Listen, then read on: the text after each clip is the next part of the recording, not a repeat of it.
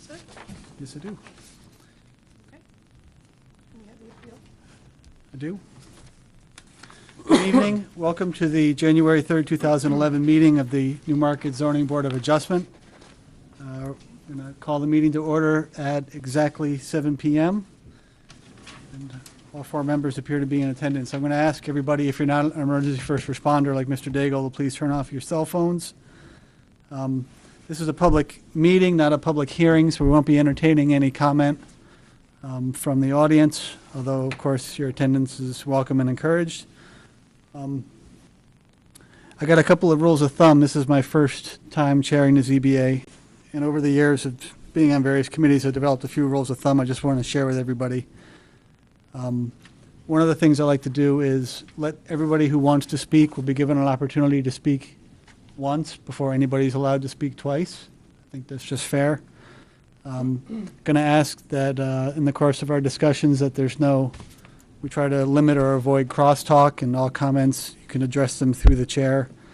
I think that's just a business-like way to work. If you've got a point you're waiting to make and someone else makes the same point, please consider whether it's necessary to repeat the same point. You're welcome to do so, but don't feel like you have to do so. We should all assume that we're all listening to everything everyone else says. Another pet peeve I have is we have on every agenda new business and old business. If there's an item of new business to be raised, what I intend to do is, unless it's an emergency of some kind, is to just put it over to the next meeting to be acted on, because it's not fair, I don't believe, to raise a new item and then ask people to act on it the same night. Public doesn't have an opportunity to comment on it, and the staff doesn't have an opportunity. So that's just a preference that I have. And also, for anybody who's at home watching or listening, certainly encourage you to apply. We're one person short right now, and we could use 2 or 3 alternate members as well. So certainly encourage people to come on down and go to the town clerk's office, submit an application, and I'm sure the council will take it up in due course. Okay, with that introduction, we're here on a motion for rehearing. And the first order of business on the agenda is our Pledge of Allegiance. So if we could all stand. Pledge allegiance to the flag of the United States of America, to the republic for which it stands, one nation, under God, indivisible, with liberty and justice for all. Thank you. Hoping and assuming that everybody's had an opportunity to review the minutes of the October 18th meeting, November 8th meeting, and December 20th meeting. Has everyone had an opportunity to review all those documents? Yep. Yes? Thank you. Now, we're in a bit of an unusual situation here in that none of us was in attendance at the October 18th meeting, and only one of us was in attendance at the November 8th meeting. But there's been no objection raised in the motion to reconsider that's before us tonight about the accuracy or completeness of the minutes. And if somebody wants to raise a challenge of some kind later that it's not appropriate for us to do so, they can. But I think the appropriate thing for us to do is to just go ahead and approve the minutes as they stand. Diane, I'm sorry, go ahead. I do have a change, and it's relative to the case before us this evening, and I'd like to bring it to the board's attention. Is it a substantive change? Yes, it is a substantive change. Well, let's hear what it is and we'll decide Oh, about well, it has been checked.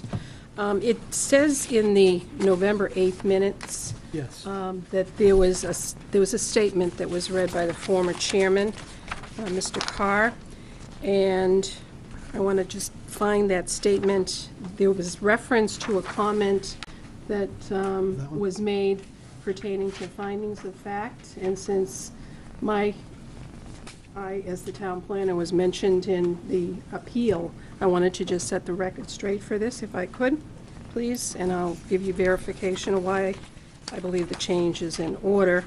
And what Diane is referring to is a portion of, it's in the very early stages of the meeting.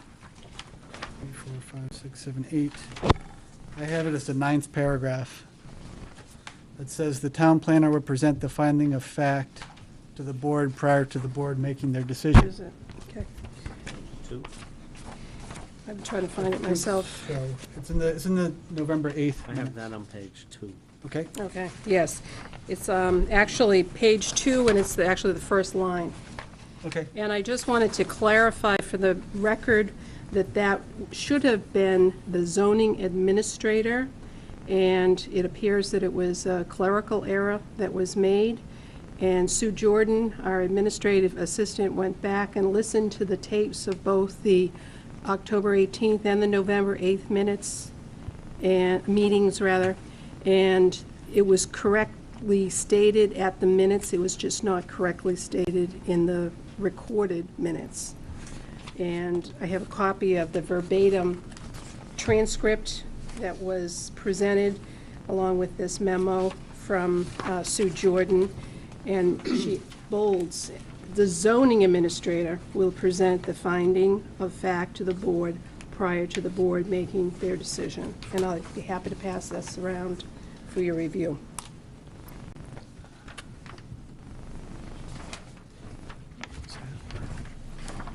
Right up here.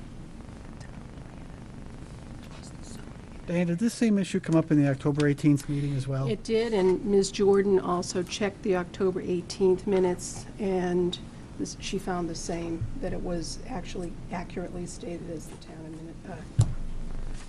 the zoning administrator. And then it was a clerical mistake in the transcription of the minutes. So I would recommend that that one change be recognized, because it does have some bearing on the case before you.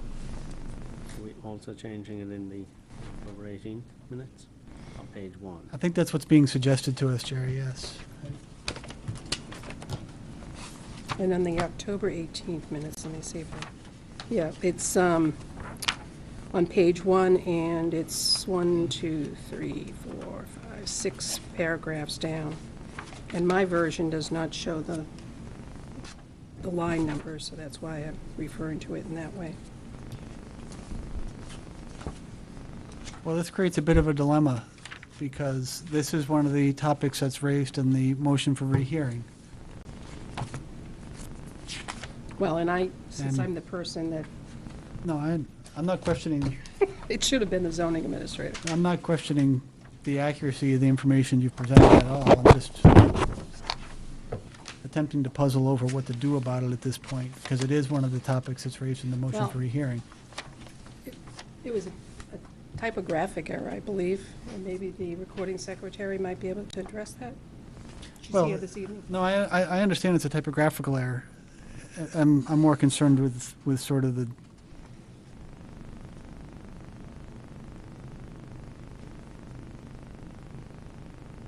I'm more concerned with what to do about it. Because this information is being presented to us tonight, and no one else has had an opportunity to look at this. The transcript that Sue has Yeah, but created. the minutes are being reviewed tonight. No, I understand. Is it appropriate to table accepting the motion, the minutes until the next meeting? You had a chance to mull on it a little bit. Well, that makes sense to me. Then I'll make a motion that we table approving the minutes until our next scheduled meeting, at which time we'll have the information in front of us, or clarification in front of us.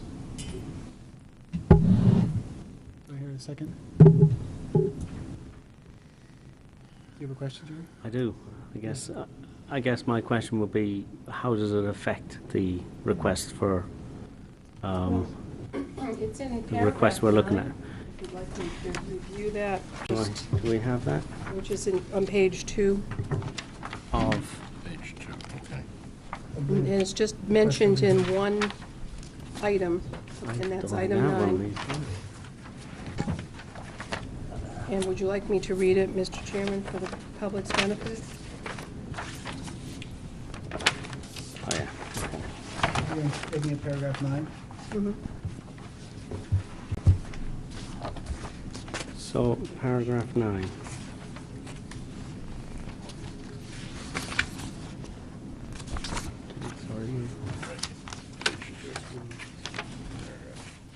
Yeah, why don't you go ahead, Diane, and read Okay, that while just we're looking at it. Prior to the end of the October 18th, 2010 hearing, and after discussion had ensued regarding a possible continuance of the hearing, counsel for the applicant requested that any deliberations as to the applicant's petition occur in public.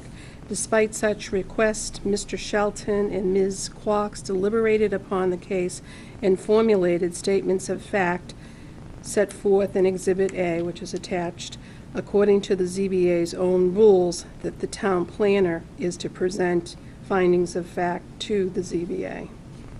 And I submit that was incorrect because it came from the minutes and it was a typographic error, not a substantive error. Sure. Well, there's a couple of different ways we can handle this, it seems to me. One is to decide whether or not making the change would really affect the substance of the argument. Another way is to just go ahead and defer it either to another meeting or to later in this meeting, because if a decision is made to grant a rehearing on some other basis, then this point will become moot.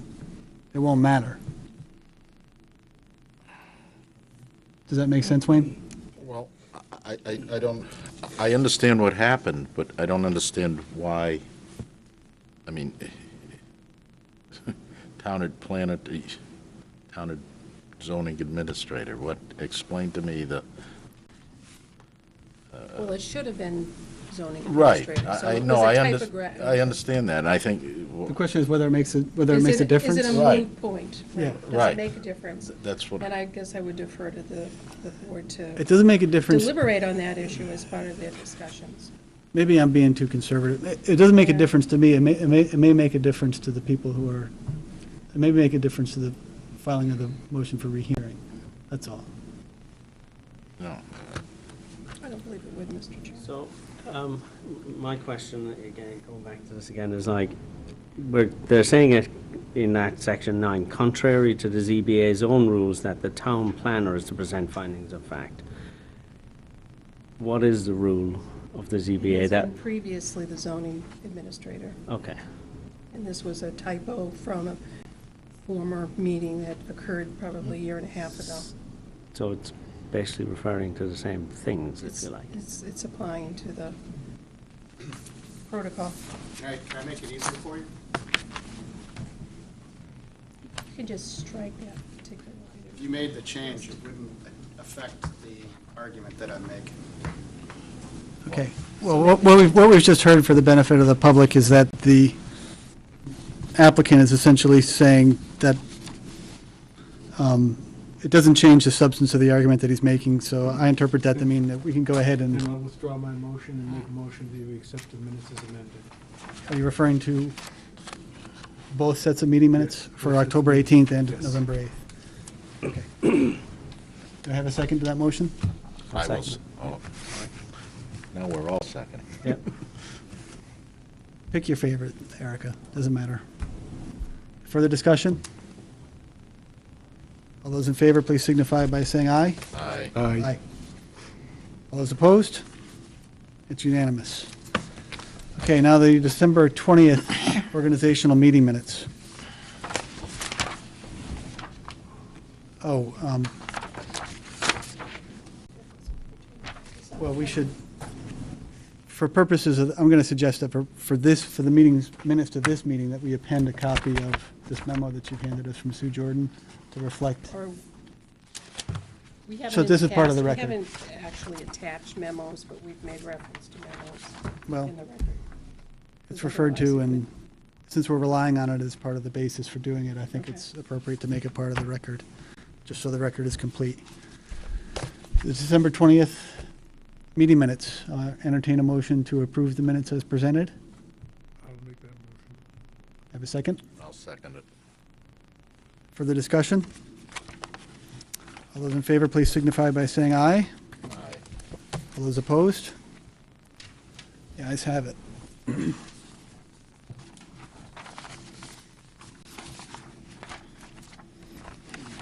Okay, now we're on to item number 3, which is the consideration of the request for rehearing submitted regarding the decision of the Zoning Board of Adjustment to deny the variance requested by Vincent Jerez regarding the following case. Vincent Jarras for variance, reference to section 7.03B of the Newmarket zoning ordinance. The applicant requests a variance to allow consideration for an accessory apartment in an existing detached structure. The lot is located at 10 Langs Lane, tax map R5, lot 62-2 in the R1 zone. The case was heard on October 18th, 2010, and November 8th, 2010. The motion for rehearing and original applications are on file and may be viewed at the zoning office of the Newmarket Town Hall during normal business hours. And for all of our benefits and the benefit of the folks at home, my understanding is that a motion to rehearing, the ZBA has discretion or the authority to grant a rehearing if good reason to do so is stated in the motion. So it's fairly broad and vague. Everybody had a chance to review the application for rehearing? Now, as I read this, there's 4 grounds for rehearing that are presented. And this is just my understanding. If you have a different understanding, please trust your own reading. 2 members of the ZBA deliberated and formulated a, quote, statement of facts, unquote, in violation of the ZBA's own rules, which we already touched on. The second, as I understand it, is that the ZBA erroneously determined that the variance would violate the spirit and intent of the ordinance simply because the ordinance prohibits the use. And I'm just summarizing what I think is being said. I'm not taking a position on it. The third is that the ZBA erroneously determined that the unnecessary hardship criteria was not satisfied because the applicant is able to make reasonable use of his land.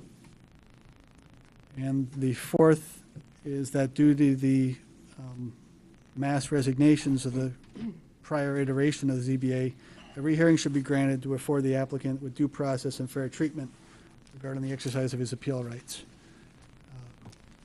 I think if a rehearing is, it's better to take these things one at a time. I personally would suggest that we start with the unnecessary hardship item, the third argument, and then, which I think is kind of gets to the meat of the matter. And then if a rehearing, if you decide to grant a rehearing on any of these criteria, then we don't have to address the others at all. So if that's acceptable to everybody, open the floor for discussion of the request for a rehearing as it pertains to the unnecessary hardship criteria or the third argument, which I think Wayne has suggested is outlined in paragraph 33 of the request for rehearing. Same wavelength.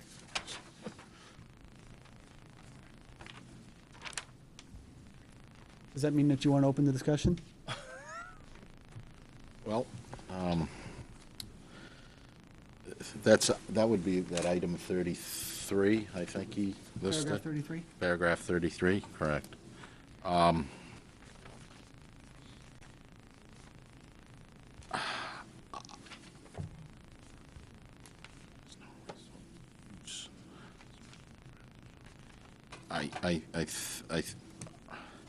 think that was ignored, that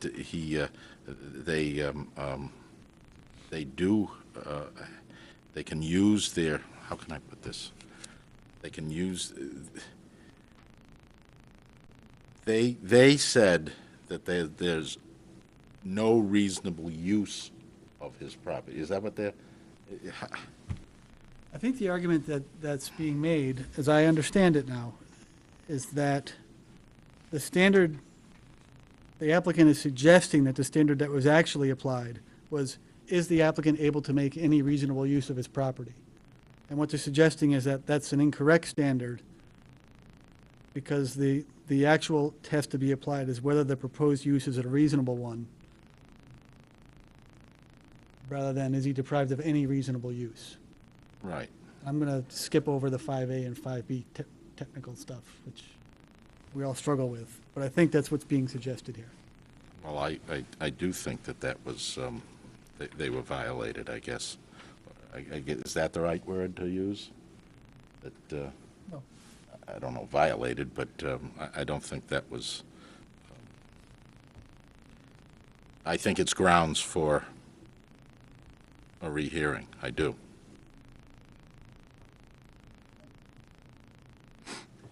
Anybody else? Bob or Jerry?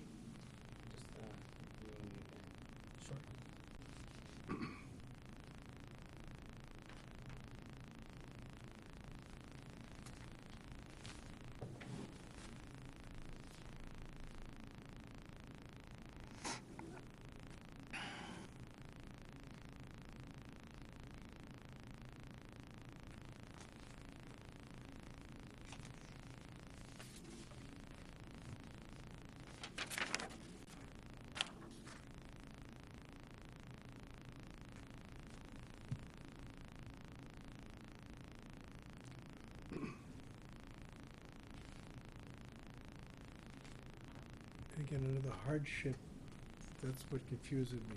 The person doesn't have to demonstrate, only has to demonstrate that the use they're proposing is a reasonable use. It may not be the only use for the property, but it's a reasonable use for the property. Yeah. The way I'm reading this right now is they were showing that there's, the applicant must show that there's no, he has no reasonable use of his property. And my understanding when I read through this stuff, and again, it's confused me, I'm gonna have to digest it a little bit more, was that the applicant only needs show that it's a reasonable use for the property. Yeah,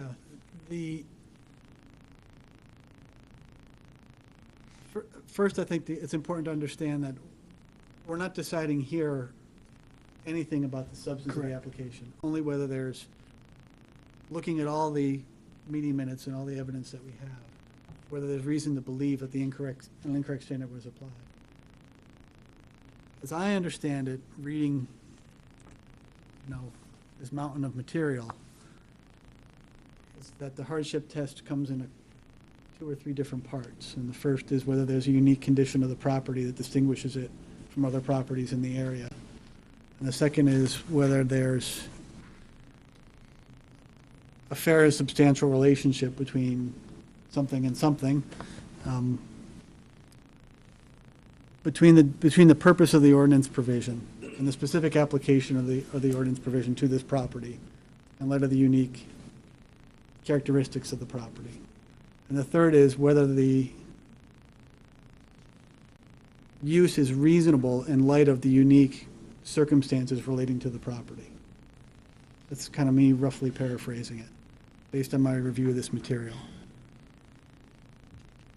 I think if you're confused, having read through the stuff, what standard was applied, that might be something to consider right there. That's what I was kind of getting at. Yes. was The fact that I'm seeing this as that he's got to show that he's got no other alternative but to do this, and it didn't rise to that because there might be something else. Right. But that he did demonstrate that it's a reasonable use. Yeah, or, And so that may, I'm feeling my way through this right now. So. sure. I personally think maybe I'm jumping ahead to the next meeting, if there is a next meeting. I think I am, but I personally think it is a reasonable use of his property. Okay? Mm-hmm. But, and so I don't agree with he must show, am I jumping ahead too far? To the next, if we granted it, because the proposed use is a reasonable use, but then it says simply ignores current New Hampshire law. I guess that's where I get hung up, but, because I don't know all the, There is a second, sorry, Jerry, did I cut you off? Go ahead, please. The way I'm reading this is that it's not that he doesn't have any use of the property whatsoever, it's that granting the variance would put unreasonable hardship on this property versus any use by any other property surrounding. Is that correct? As opposed to what's being said is that he must show he has no reasonable use of the property because he has a use of his property in an existing single-family home. Right. So he has a use of his property, but it doesn't mean, you know, I'm kind of moving along the thing that if they were saying he must show he has no reasonable use of his property as the argument, then that's not what this is about. It's more that denying the variance causes an unnecessary hardship. Yeah. As I understand it, aside from that sort of three-part test I've already talked about, if the board finds that he fails to satisfy those criteria, then the next kind of fallback test is, does he have any reasonable use of the property? That's the second, that's the governor's island. That's the second step of the analysis, as I understand it. And that's what the test used to be years and years ago and is no longer. I'm looking at page 50 and 51 of this, Bob. Yeah. It's been a long time. I Trying to looked get at my it head till around it. spun, so. Would it be appropriate to ask the person putting the petition as to what exactly he's asking? I think all they're asking is, having looked at Or the, explain it to us, rather. yeah, I think what he's asking is, having reviewed the minutes of the meetings and the application, do we think there's a good reason to believe that the incorrect standard was applied? And that's all we have to decide tonight. We don't have to decide what decision we would ultimately make on the merits. In fact, we should not do that. We should just say, is there good reason to believe, based on what we've read, that there's... Well, there's certainly say good that. reason to think we're all confused, so. Say that again. If you're all confused, then is there Then a that's- reason for a rehearing to maybe clarify the record? So we can get into So that you discussion. can make your decision. Yeah. I mean, that's the way I would based on feel your about it, understanding yes. of the facts. Right, it seems to me that the fact that there appears to be confusion over whether or not the correct standard was applied is good reason to say we should go ahead and rehear it. Right. I Yes. guess Just the that's- fact that we're not certain, having, in good faith and in due diligence, reviewed all this stuff. And that's all we need to decide tonight. We don't need to make any decision on the merits, and the applicant will come in and we'll have That's another what I was- hearing, and the abutters will be noticed. and That's we'll- what I was thinking, you couldn't say, so that's what. I mean, it doesn't mean that we'll find out they didn't use the right standard, but it just means we're confused as to whether they did or not right now. Yeah, and I mean, I read, for my part, I read through the meeting minutes a couple of times, and I found it difficult to distinguish between what individual members of the board were saying and then what the basis of their decision was. Does that make sense? And it seemed to me that there was confusion, just reading it, as to what the basis of the decision was, Yes. which in my mind, it's kind of where, once I reached that point, I kind of stopped. You know, I obviously read it and tried to make sense out of it, but it was like, so here we are.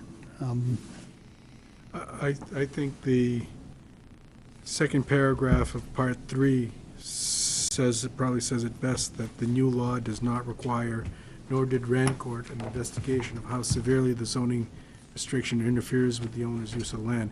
It Yeah. merely requires demonstration that owing to special conditions of the property, the proposed use is reasonable. Yeah, but I see that, and that's in the 5 variance criteria in the 21st century on page 51, for the record to reflect what we're talking about. I would only caution you that reasonable is a term of, Oh, yeah. it's a term of art in this context with a lot of stuff built up around it. So, But I mean, it gives a board a lot of latitude to, it gives us a certain amount of discretion when the time, if and when the time comes to apply that criteria. Yeah. I'm just looking at it in terms of the rehearing where it says in the petition, and again, I've got to look closer at the minutes, in their use, it rely only on the standard that the applicant must show that he has no reasonable use, and that clearly says in paragraph 33. Yeah, and there was a lot of discussion in the minutes about that, and there was discussion of other criteria as well. Mhm. And I personally found it difficult to sort all that out. I don't know if I'm just looking at, alone in I'm just that. looking at the basis for, thinking about a rehearing. Yeah. Whether we want to sit down and go through that thought process again. Mhm. And I'm kind of seeing stuff that I'm not clear on how they got to that position. And we're operating under something of a handicap because we weren't there. And maybe if we had been there at the time, it would have been a little more clear. No.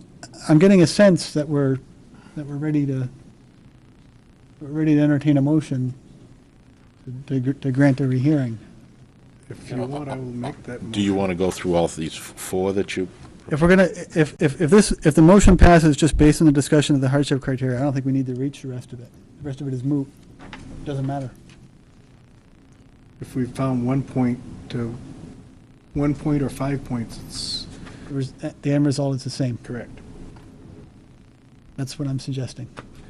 Would you, motion in order? I've got no problem making a motion for rehearing on this petition, On the application, the request for rehearing. request for rehearing. Do I have a second? I would second that. Further discussion? All those in favor, please signify by saying aye. Aye. All those opposed? It's unanimous. Now we've got our homework to do, trying to understand what's going. It would have been easier to deny it, Vince.